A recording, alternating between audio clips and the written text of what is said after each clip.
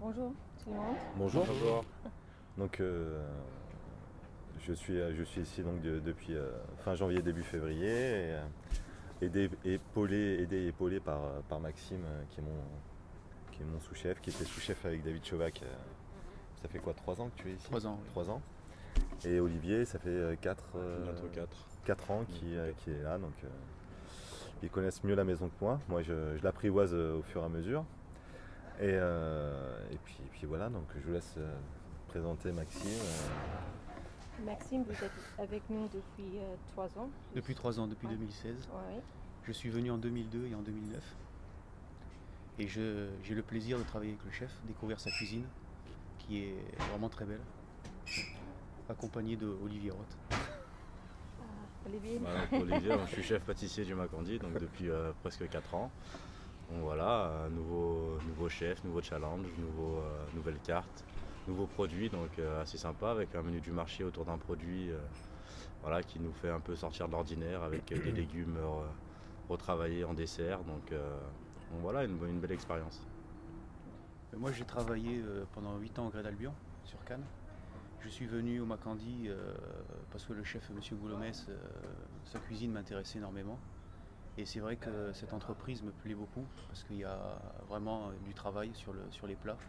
Et le chef, monsieur Burel, me fascine sa cuisine parce qu'elle est vraiment élaborée, elle est vraiment goûteuse, elle est très intéressante.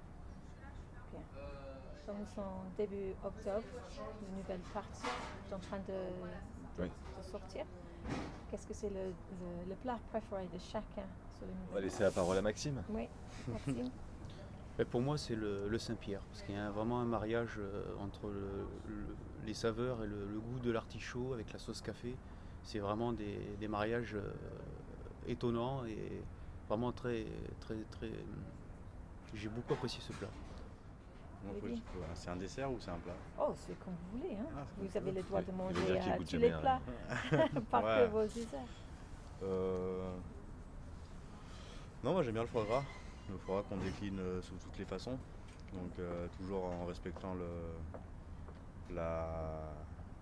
il y a un foie gras qu'on a fait aussi au citron, que le chef a fait au citron, donc en forme de citron. Il y a eu la cerise, il y a eu la pêche. Là on est sur Alors, on est sur la figue. la figue, donc voilà, je trouve une déclinaison avec le foie gras qui est plutôt sympa et réussi. Et Xavier, le vôtre. Moi, j'aime bien la période où on arrive à la période de chasse. Moi, même si vous filmez l'arrière-plan, vous voyez le soleil, on a l'impression d'être au mois de juillet. Oui, Donc c'est un peu compliqué de se mettre sur une carte d'automne, alors qui fait un temps estival, mais c'est vrai que moi j'aime beaucoup la période de la chasse. On fait une terrine de perdreau au foie gras, on fait du chevreuil, j'ai envie de mettre le lièvre à la royale. C'est vrai que c'est ma période préférée, c'est maintenant, les champignons, c'est l'automne. Je pense que le management moderne, c'est une autogestion de chacun.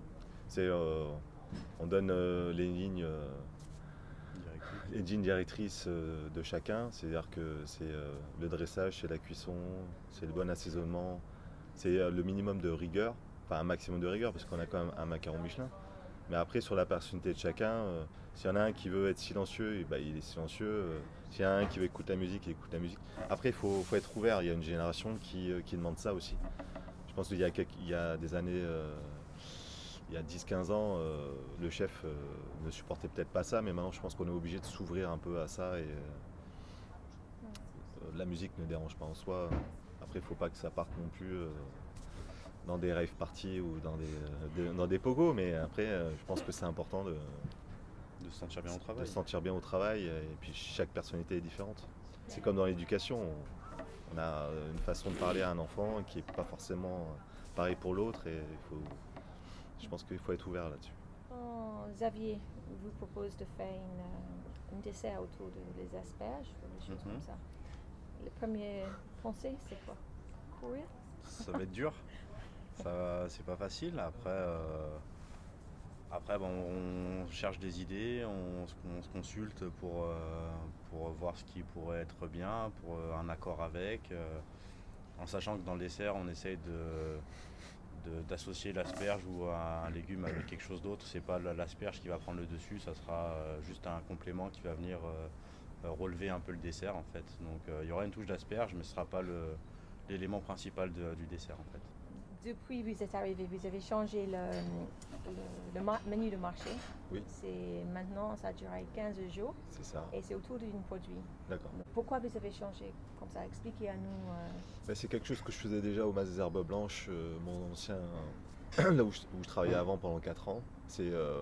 On partait d'un produit de saison, bien sûr, et on déclinait sur 6 plats. Et c'est vrai que je voulais le refaire ici. Au Macandide et je trouve qu'il y a un échange, toute la brigade un peu donne ses idées, ça part aussi de la pâtisserie parce que des fois quand c'est un produit sucré j'ai besoin de ses idées et quand c'est un produit salé il a besoin des miennes et puis je trouve qu'il y a de beaux échanges dans la brigade et ça stimule la brigade. C'est vous, j'imagine, qui choisit le produit. Oui, c'est moi. Après, ça peut être Olivier aussi qui a plus de feeling sur un produit, moins avec d'autres. C'est vrai que quand je peux lui parler de l'artichaut, il a un peu de mal.